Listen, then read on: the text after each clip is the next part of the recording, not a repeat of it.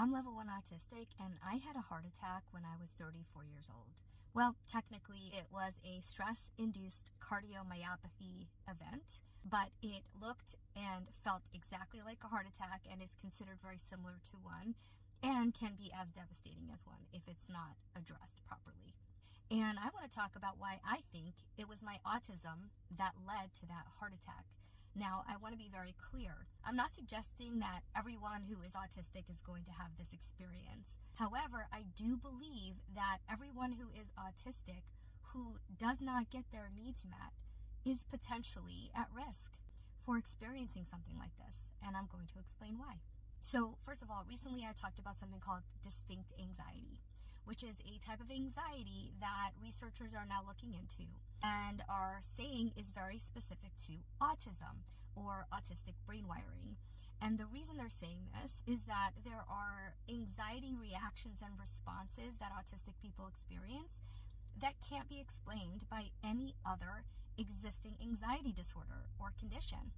So where does that leave us? Well, it leaves us with anxiety tied to our autistic brain wiring. So if I think back to when I had my heart event, and I think about all the things that led up to it, one of the main things that contributed, in my opinion, was actually related to sensory overload. But it wasn't a specific instance of sensory overload.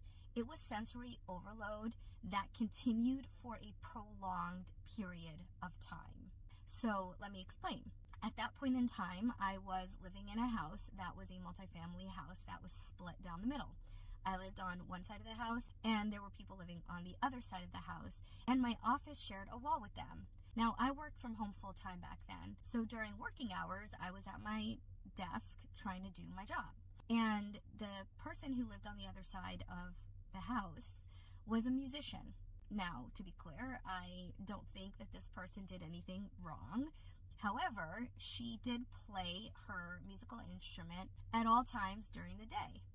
And this coincided a lot of the time with my working hours. Now, what ended up happening was she would play this instrument. It was a very high-pitched musical instrument while I was working, and my anxiety would spike. And so I started to take breaks from my job, from my work, when that would happen, but it wasn't quite enough. And so over the course of this period of time, which was at least several months, I would experience spikes in my anxiety on a regular basis. And then there was this one day where my anxiety was just absolutely bonkers through the roof. And I remember actually experiencing pain in my left arm. It was very odd because at that time when I was 34, I had never experienced pain like that. And I remember kind of going through my day as normal, but feeling a little short of breath, tightness in my chest, and then that left arm pain showed up towards the end of the day. My kids were quite small back then. They were toddlers. So I had put them to bed and I did my normal duties as a parent. My husband actually wasn't home yet at that point. He got home later in the day. And I remember lying in bed, short of breath, pain down my left arm, thinking to myself, something is not right. And so I ended up going to the ER, and they did some testing, they checked my heart, and ultimately they told me that there were irregularities in whatever the testing they did was. I don't remember now anymore. And they determined that there was an issue with my heart.